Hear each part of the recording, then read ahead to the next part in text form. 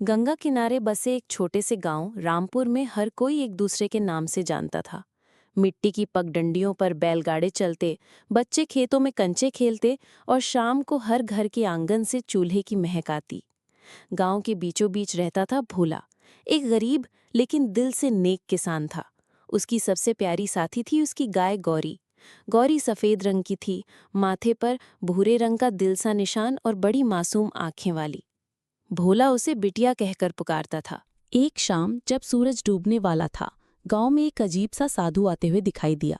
लंबा कद, चमकती आंखें और हाथ में सुनहरी कमंडल। उसने भोला से पानी मांगा। भोला ने तुरंत गौरी का दूध दिया।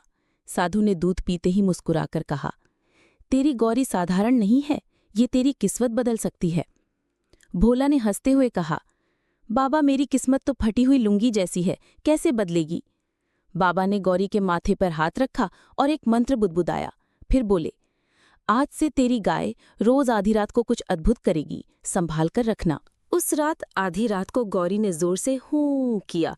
भोला नींद से जागा, देखा तो गौरी के थन से दूध की जगह चमचमाते सोने के सिक्के गिर रहे थे। भोला की आंखें फटी की फटी रह गईं। उसने सिक्के उठाए, फिर गौरी को गले से लगा लिया।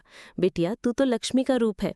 कुछ ही दिनों में भोला ने नया घर बना लिया, खेतों में नहर खुदवा ली और पूरे गांव में मिठाइयां बांट दी। गांव वाले हैरान थे कि भोला इतना अमीर कैसे हो गया, लेकिन भोला ने किसी को चमत्कारी गाय का राज नहीं बताया। गांव का लालची व्यापारी लाला भंवरलाल भोला की तरक्की देख जलने लगा।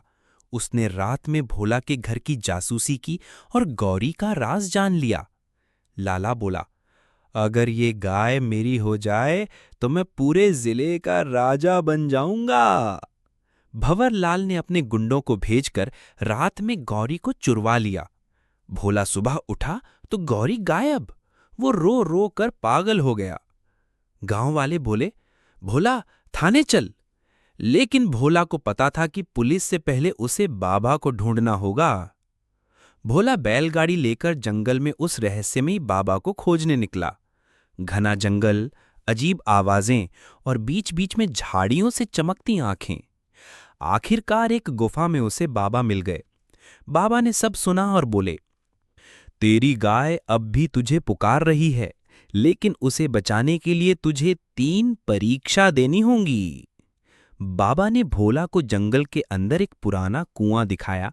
बोले, गौरी का पहला ताला इस कुएं के अंदर है। भोला ने रस्सी से उतरकर पानी में डुबकी लगाई।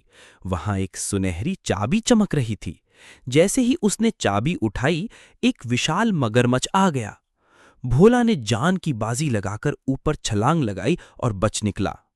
बाबा ने कहा, अब तुझे सोने से भरा एक थैला मिलेगा, लेकिन उसे हाथ नहीं लगाना।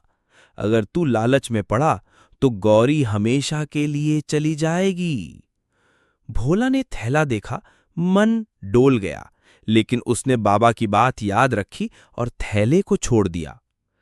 तभी आकाश से बिजली सी गिरी और दूसरा ताला खुल गया। बाबा ने भोला को एक जादुई मोमबत्ती दी और कहा, तेरी गाय एक अंधेरे कमरे में है। मोमबत्ती जलाकर उसे बचाना है, लेकिन एक बार में सिर्फ 10 कदम चल सकती है। भोला ने चतुराई से मोमबत्ती को बीच बीच में बुझाकर और जलाकर 10 कदमों के नियम को तोड़ा और कमरे के अंत तक पहुंच गया।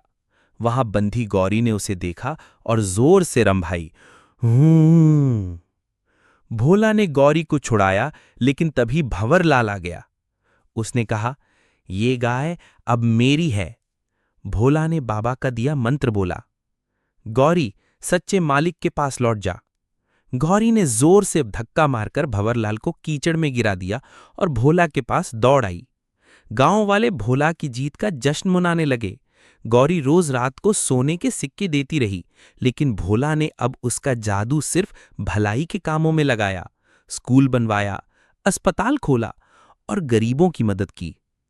बाबा ने मुस्कुराकर कहा, सच्चा धन वो है जो सबकी भलाई में लगे।